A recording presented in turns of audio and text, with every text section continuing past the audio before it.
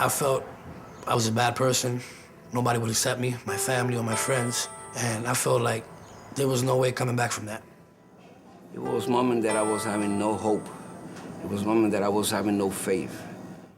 I think it's hard for everybody, but to be a single mom and to be formerly incarcerated, it was really hard the first day.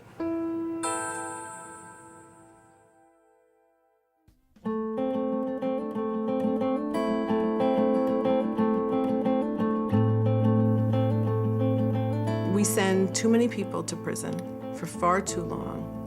The U.S. leads the world in incarceration. We have maybe 5% of the world's population.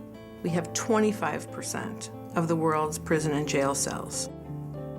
We have come to rely on prisons. It's really the first solution to criminal justice issues and even social issues. Your date of birth? 9/22. How tall are you? We put billions into the punishment side of our criminal justice system, but we fall far short in really helping people reform. People have real difficulties in making the transition from prison to the community. There are people with histories of addiction, limited work histories, but in fact, they can take responsibility for what's happened, make amends for the harm that they've caused, and then come back and be part of a community. My name is Miguel de Jesus. I live in the Bronx. I was a drug addict for 27 years. It was like, I said, I don't care. I don't gonna live no more. The judge gave me a real low sentence, 2 to 4, and he told me, I'm gonna be sure that you don't use no more. I'm gonna send you to this program. When I get to this place, everything changed. It's one of our fundamental beliefs at Osborne that everybody has the capacity to change.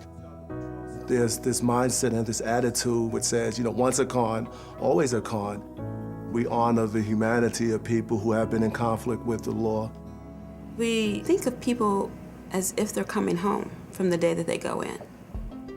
Our services are designed to support individuals and their families when they're coming home from prison and while they're in prison. The services provide education, provide opportunities for transformation, and provide support.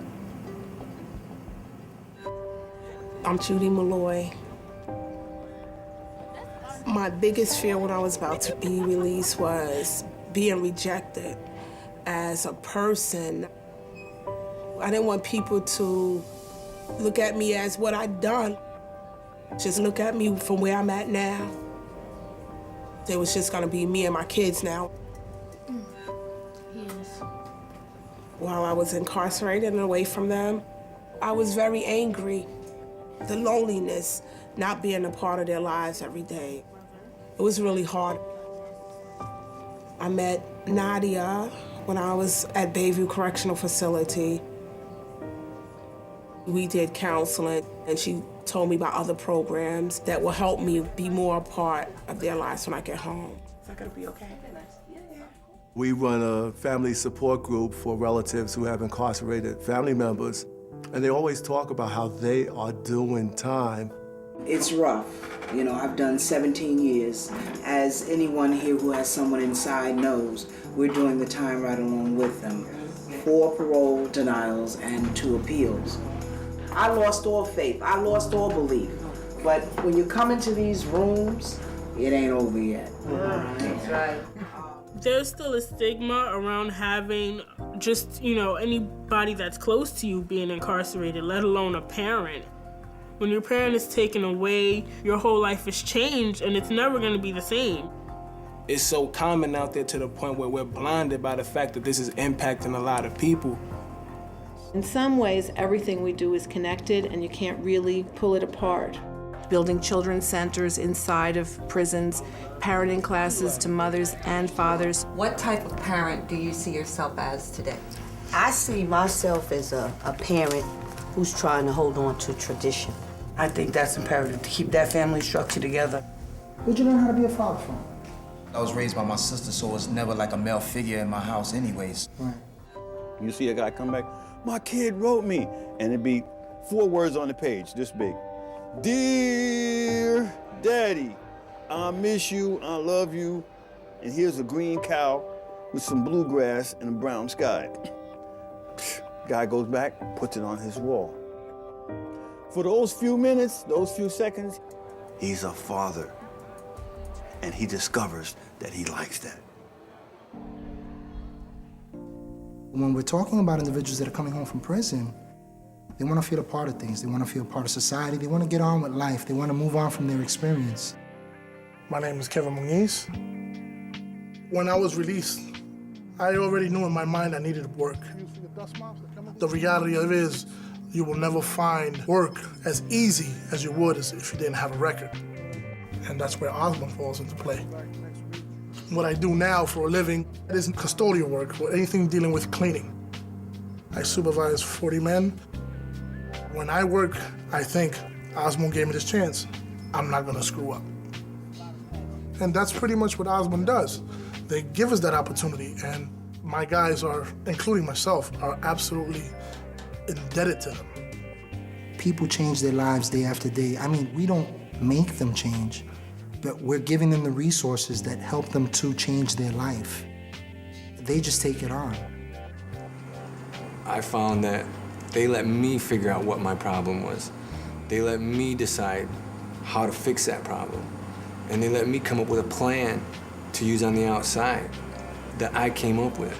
So I know it's mine, and I know it's real to me. Why am I bringing that up? So we don't get stuck with our old habits. Uh-huh. Anybody want to add to that?